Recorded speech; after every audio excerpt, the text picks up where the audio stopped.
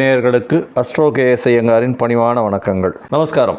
இப்போது நம்ம சோபகிருத்து வருஷம் வைகாசி மாதம் அதை பற்றி பார்க்க வந்திருக்கோம். வைகாசி மாதம் 15/5/2023 15/6/2023 வரையிலும் உண்டான காலத்தில் வைகாசி மாதம் அப்படின்னு சொல்கிறோம். இந்த வைகாசி மாதத்தில் பார்த்தேனால் சூரிய பகவான் மேஷ ராசியிலிருந்து ரிஷப ராசிக்கு மாறுறார். அதாவது கிருத்திகை 1ஆம் பாதத்திலிருந்து கிருத்திகை 2ஆம் பாதத்துக்கு மாறுறார். சூரியனை வச்சு நம்ம மாதத்தை கணக்கிடுறோம். அதனால் சௌரமான மாதங்கள் அப்படின்னு சொல்லக்கூடியது. சந்திரனை வச்சு சொல்லக்கூடியதும் அமாவாசையை வச்சு சொல்லக்கூடியது சந்திரமான மாதங்கள்னு சொல்லக்கூடியது. அது தெலுங்காவாலாம் ஃபாலோ பண்ணுறது. இப்போ நம்ம இந்த மாதத்தினுடைய கோள்சாரம் இல்லைன்னா கிரகச்சாரம் எப்படி இருக்குது அப்படின்றத பார்ப்போம். ராசியிலேயே அதாவது காலபுருஷ தத்துவத்தின் முதல் ராசின்னு சொல்லக்கூடிய மேஷ ராசியில் குரு பகவான், புத பகவான், ராகு பகவான் இவா 3 பேரும் இருக்கா. ரிஷப ராசியில்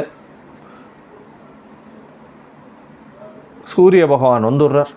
மிதுன ராசியில் சுக்கிர பகவான் இருக்கார். கடக ராசியில் செவ்வாய் பகவான் நீச்சம் பெற்று இருக்கார்.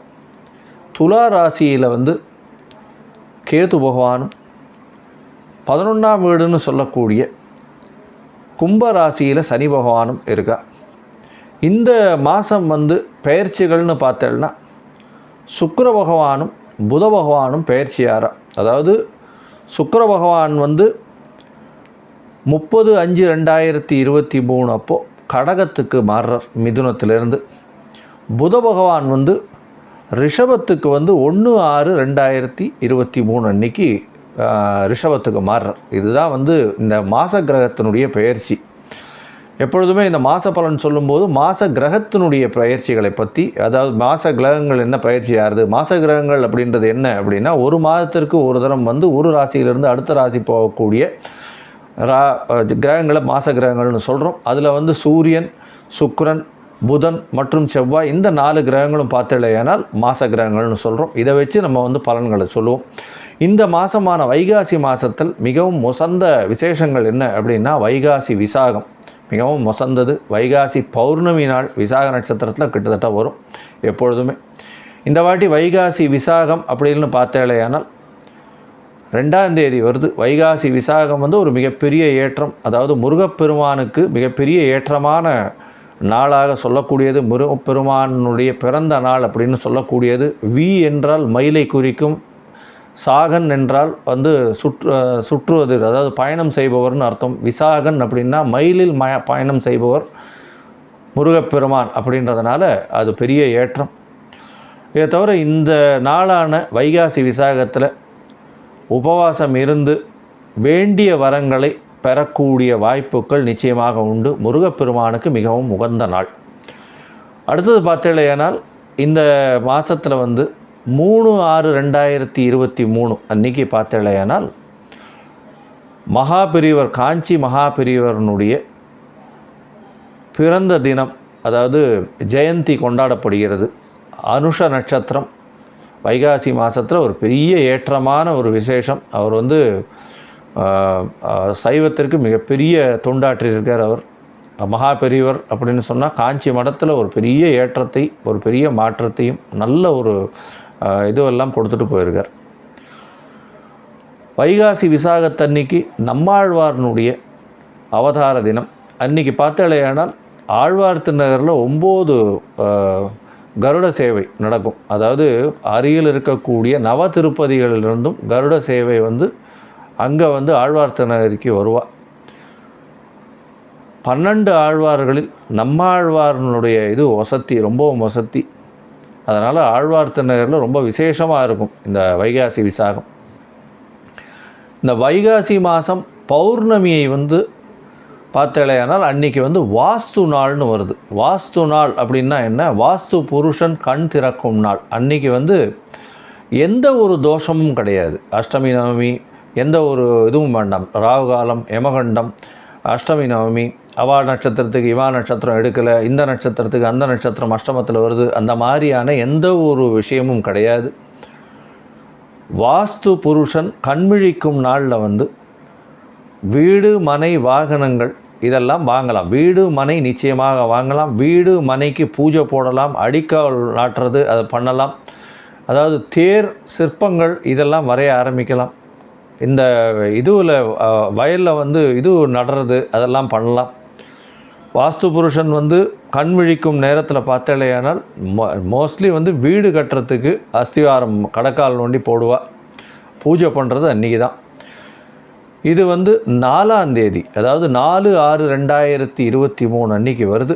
கார்த்தால் ஒரு 8 நாழிகை கழித்து, அதாவது 9 மணி 5 நிமிஷத்துலேருந்து 10 மணி 35 நிமிஷம் வரலாம். அதாவது 1.5 மணி நேரம் வருது. இந்த காலகட்டத்தில் பார்த்தீங்கன்னா வாஸ்து புருஷன் வந்து கண் விழிக்கிறார். முதல் 18 நிமிஷம் வந்து அவர் கண் விழித்து காலை கடன்கள் பண்ணுவார். அதற்கு அடுத்த 18 நிமிஷம், ரெண்டாவது 18 நிமிஷத்தில் வந்து அவர் வந்து ஸ்நானம் செய்கிறதும், மூன்றாவது 18 நிமிஷத்தில் வந்து அவர் வந்து பூஜை பண்ணுறதும் கடவுளுக்கு, 4வது 18 நிமிஷம் அப்படின்னு பார்த்தீங்கன்னா போஜனம் பண்ணுறதும், 5வது 18 நிமிஷம் தாம்பூலம் தரிப்பதும் இந்த 18 நிமிஷமும் பண்ணுறார்.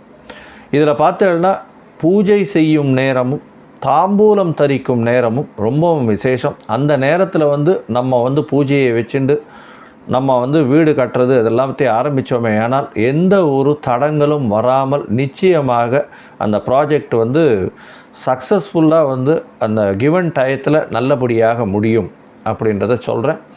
கண்டிப்பாக வீடு கட்ட நினைப்பவர்கள் அன்றைக்கி அந்த வாஸ்து புருஷன் கண் விழிக்கும் நேரத்தில் கண்டிப்பாக நிச்சயமாக பார்த்துக்கோங்க. அன்றைக்கி வந்து எந்த ஒரு தோஷமும் கிடையாது. நாள் கிழமை எதுவுமே பார்க்க வேண்டாம்.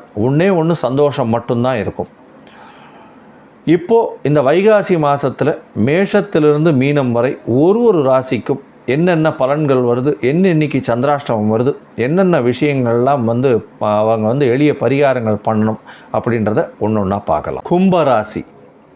கும்பராசின்னா அவிட்டம், சதயம், பூரட்டாதி இந்த 3 நட்சத்திரம் 9 பாதங்களை கொண்ட ராசி. ராசியின் அதிபதினு சொல்லக்கூடியவர் சனி பகவான் ஆட்சி பெற்று போயிருக்கார்.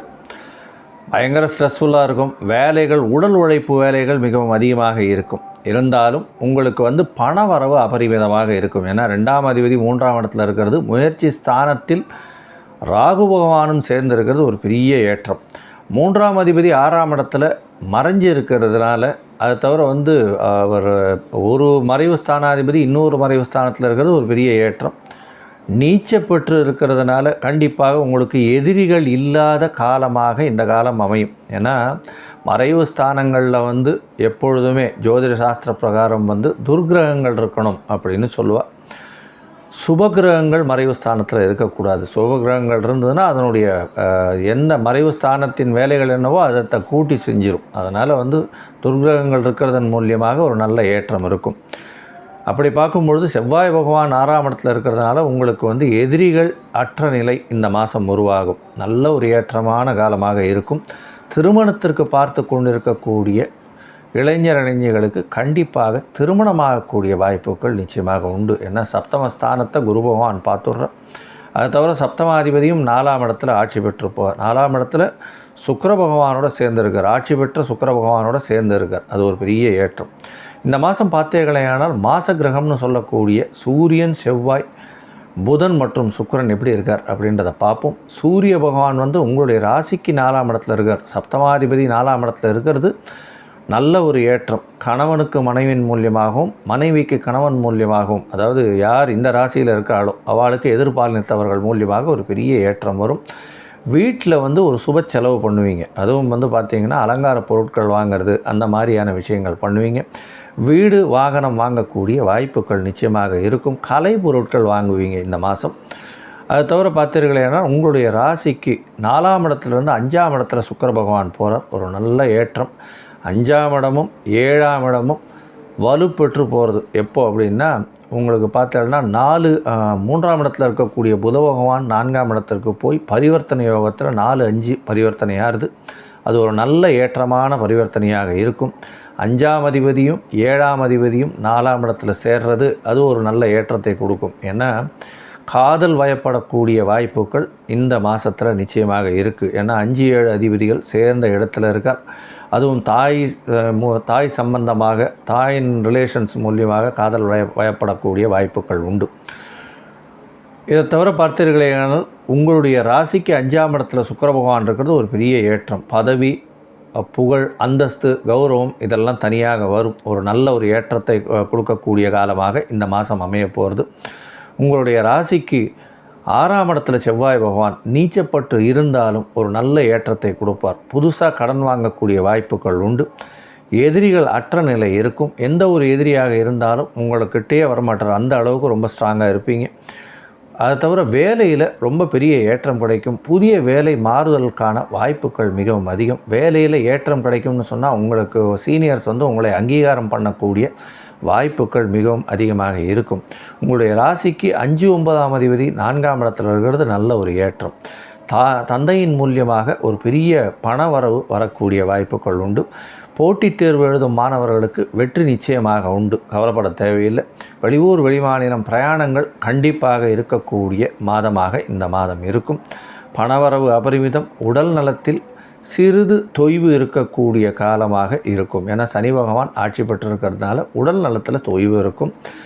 எண்ணிய எண்ணங்கள் அனைத்தும் முடிக்கப்படும். ஏன்னா 3ஆம் இடத்துல ரொம்ப ஸ்ட்ராங்காக ராகு பகவான் இருக்கார். குரு பகவானும் சேர்ந்து இருக்கிறதுனால எல்லா விதமான முயற்சிகளும் உங்களுக்கு 100% வெற்றியை உறுதிப்படுத்தி கொடுக்கும். கவலைப்பட தேவையில்லை.